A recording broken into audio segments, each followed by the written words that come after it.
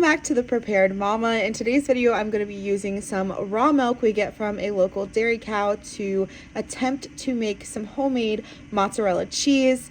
Our family is trying to homestead and really get off of the system, so less reliant on the grocery store, less reliant on the food chain system, and making everything that we can from scratch. Now, obviously, we do not have our own dairy cow or anything like that, but we have gotten hooked up with a local farmer, and so we have secured, something that isn't from the grocery store, but a person that we've made contact with outside of that on our own. So right now we feel really good about that. Eventually we would like to have either goats on the property to make our goat milk, or eventually have a dairy cow, but for now that is what we're doing. And yeah, I'm just gonna go ahead and get started and attempt to make my own cheese. Okay, so this called for 2 liters. This is 1 liter here. So obviously I need 2 of these. I'm gonna go ahead and fill this up. I'm hoping I have enough. I got my pot here. Let's go ahead and dump it in. 1 liter.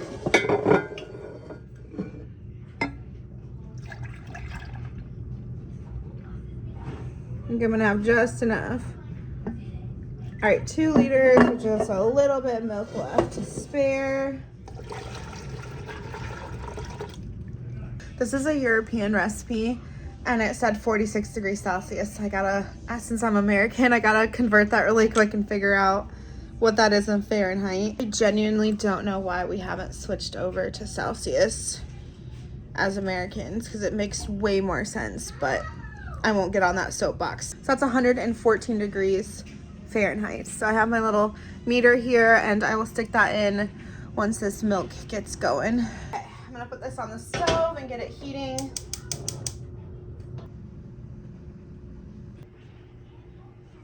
The problem I have is I only have a meat thermometer, and it barely goes below 120.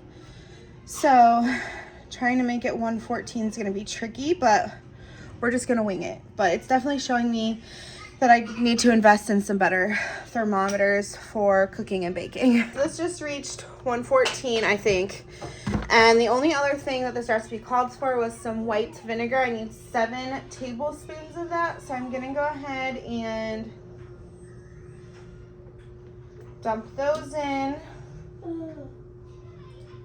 Next up was just to stir it and then cover it with the lid and turn off the heat and let it set for 10 minutes. So there you go. My cheese is still sitting there with the lid on, but the next step was to strain it out and squeeze out as much of the liquid as you can.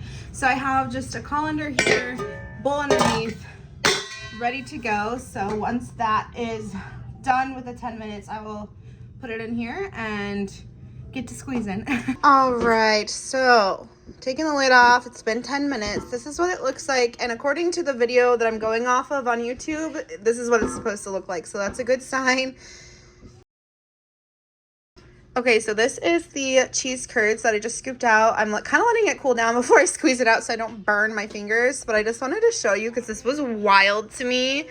Look at this liquid. Like, this was just milk, and it is crazy to me that it turned into this kind of clearish liquid just by adding vinegar to it. That's wild. I absolutely love learning about food and where it comes from and how things are made, and it just always blows my mind. So that's crazy to me.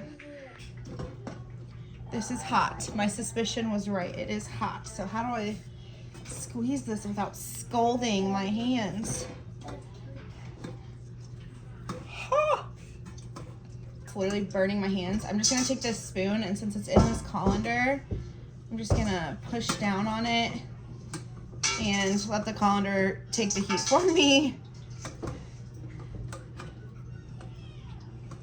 Just get this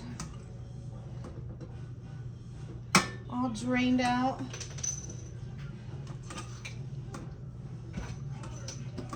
Amazes me how much liquid is coming out of here. I wish I had a better camera angle so I could show you.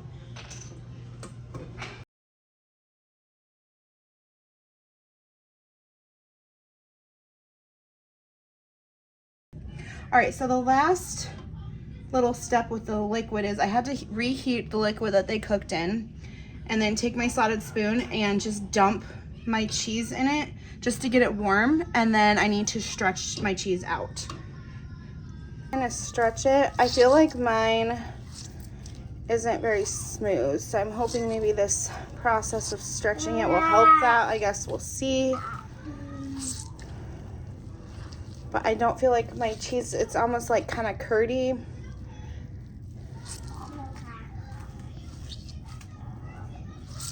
Well, it is kind of getting smoother. We'll see. So it said to keep stretching this and then add salt if you want to. And then after I stretch it, the last step is to put it in cold water.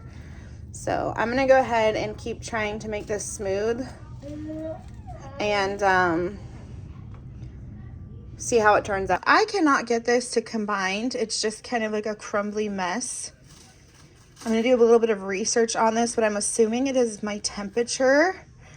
I already knew I needed a new thermometer, but it tastes fine. Okay, so obviously my mozzarella cheese did not turn out the way I wanted to. I was going more for like the ball that you see at the grocery store that you can get the really nice slices off of, and it's just delicious to eat and stuff. And instead I got kind of like a drier crumble. In my research, I discovered that it is safe to still eat it. It is because that I didn't get it to the right temperature, which I said throughout this video that I didn't have a good thermometer, and so I definitely need to invest in one of those. So if nothing else with watching this video, I hope that it kind of shows you what you need to get started with making cheese, and that you definitely have to pay attention to the temperature. It does matter, and it will make a difference on how your cheese turns out. So I think we'll just use this cheese on either like maybe a pizza topping or even on salad, something like that. We'll eat it up and still use it. And we have tried it and it hasn't made us sick, so I know that it's safe to eat if that helps.